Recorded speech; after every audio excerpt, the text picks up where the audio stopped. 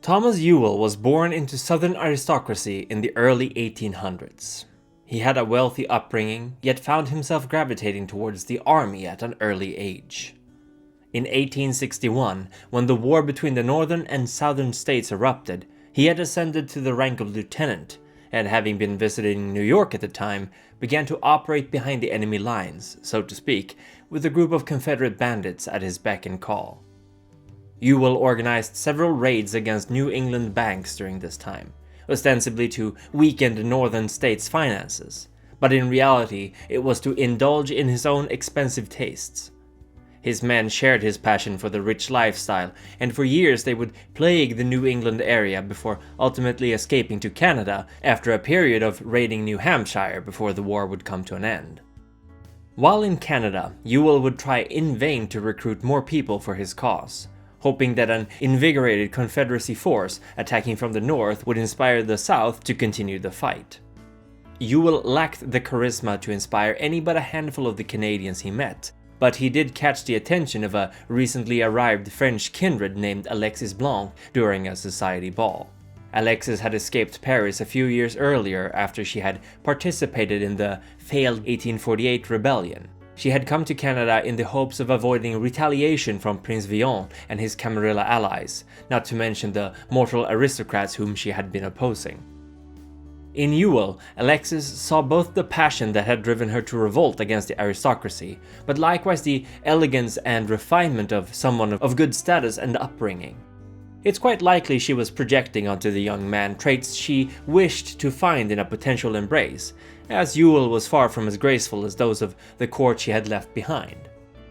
Even so, the two would grow closer as Ewell saw in the seemingly young woman a French heiress who possibly could help sponsor his endeavors, and thus he played the part, having little personal interest in Alexis herself.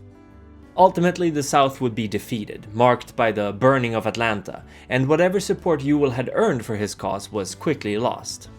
Alexis, unable to bear seeing the pain and humiliation in her young protégé, embraced him, hoping to capture the passion she had seen in his heart. The two remained in Ottawa, where Alexis had made herself prince, for quite some time, and in order to hide his true identity, Thomas took the name Balthazar.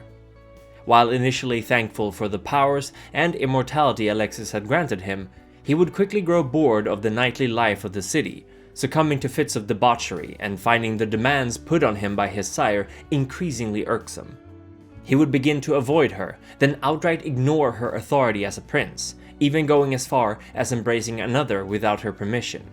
Marc Levesque, a Quebec anti-British revolutionary, had been a friend and ally of Balthazar's for quite a while and had often helped the Confederate during his time fighting the northern states.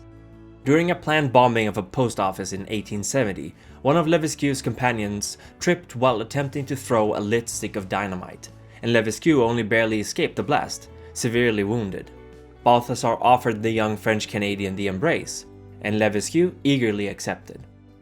Yet as soon as his grandsire Alexis realized this, she bound the fledgling to herself 3 times, ensuring absolute loyalty. And for some time after, the three remained in Ottawa, but then, later that year, during a time of great upheaval in Chicago, they crossed the borders, hoping to aid in creating a new Brujah state. They would become allies of Modius, the Toreador Prince of Gary, who vehemently opposed Lodin, the Ventru Prince of Chicago. Modius was the leader of the socialist movement at the time and was fighting the corrupt political system of Chicago. Once these 3 kindred joined Modius, the tide would turn and the revolution would begin to truly gain traction. Yet Balthazar was displeased with how things were going.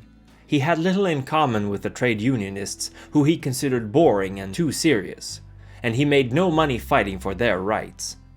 Thus he would find himself in a meeting with Horatio Ballad, Lodin's oldest child, who quickly agreed to Balthazar's demands in exchange for the death of Alexis and the betrayal of Modius. All Balthazar asked in return was a monthly stipend and the freedom to feed from whoever he wanted. That very same night, Balthazar led a group of Ventru to one of Modius's havens. Modius himself was not there, but both Ewell's sire and child were. Balthazar staked Alexis, yet he couldn't make himself do the same to Levesque, his child. Thus, as the house burnt with Ottawa's prince inside it, Levesque could only look on at the blazing fire, unable to save the woman he loved above all else. This event would drive a permanent wedge between Balthazar and Levesque, their friendship forever soured by this betrayal. With the loss of 3 powerful allies, Modius would eventually also lose against Lodin, and Balthazar would continue to help Ballad deal with the local anarch problem. He would ultimately earn himself the rank of sheriff, becoming Lodin's primary enforcer. Yet in the eyes of his fellow Brujah, he would remain a despised turncoat. Ewell had rarely played up his background as a southerner, but as the anarchs and Brujah would mockingly refer to him as sheriff, he would grow to exaggerate it, speaking with a drawl, wearing western boots and a Stetson, and even chewing tobacco. Yet this would be his work uniform, and when in the company of those who would welcome him, he would dress more befitting his former status as a socialite, dropping the pretenses. Balthazar would embrace another child later on, Jimmy Holcomb, a literal child.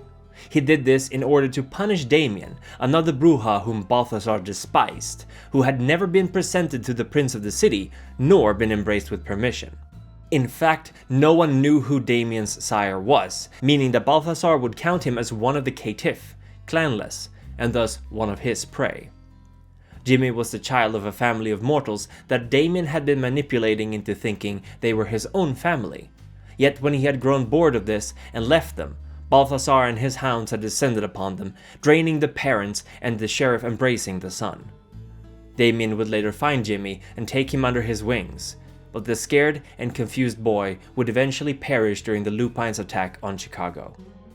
Balthazar, despite the mockery he suffered from his peers, was no lightweight, and at one point he aided in bringing down one of the anathema, kindred so feared and despised that the Camarilla's inner circle had declared permanent bloodhounds on them. Angelo, a blood brother of feared strength and ferocity, was brought down in a concentrated effort of multiple scourges. Balthazar assisted in the fighting, but received no credit for the kill, that instead going to Thomas, the gangrel scourge of Milwaukee. And this perceived injustice created a rivalry between the two that would last for years. Balthazar would acquire for himself a group of cronies, all ex-cops who were kicked off the force for excessive violence and insubordination, and they would all serve him loyally. After the death of Lodin, he would begin to eye the seat of princehood for himself, a position he would never come to claim, and thus he began to dig his claws further into the local police force. While he lacked the skills to manipulate the entire force, he would have plenty of allies and contacts throughout it, granting him eyes and ears all over the city. Of Levesque, Balthazar had found no trace, and he assumed that his estranged child had died during the Lupine attack. Levesque had been working with Anita Wainwright and her anarchs, and indeed he had been horribly wounded while protecting her from a Lupine's claws. It was only by melding with the earth that he managed to survive, yet not before the horrible rays of the sun managed to scorch his skin. And for years, Levesque remained underground in torpor, slowly healing from the horrifying wounds inflicted upon him. The scars from the claws of the lupine had made his face almost unrecognizable, and with no one in Chicago besides Anita recognizing him, Levesque took up the name Gerard and began to, once again, plot the downfall of the Camarilla with the anarchs. Yet now, all that he truly cared about was the death of Balthazar, his sire. Balthazar's self-hatred for killing his own sire and betraying Modius and his unions was only truly kept in check by the power and violence Lodin had allowed him to wield. With Lodin dead, and eventually Kevin Jackson stepping up to become the new prince, Balthazar quickly found himself fading into the background. The Primogen and their inner circle, who had up until then tolerated him, wanted nothing more to do with the violent, racist Brujah. Ironically, Balthazar is one of the few kindreds in Chicago who suspect Portia, the young toreador, to be something much more dangerous than what she pretends to be. And while his suspicions are a bit off, he has gathered quite a bit of information on her and those who, surprisingly, defer to her will. Unable to socialize with other kindred, and lacking the money Ballad had been giving him, the already unstable Balthazar began to descend into a fervent madness, and his desperation for power and resources would drive him to more and more extreme actions. In the modern nights, he has become a walking powder keg, barely able to restrain the frustration roiling inside of him. Unless he is given purpose once more, it is only a matter of time before the former Confederate loses himself completely to the beast.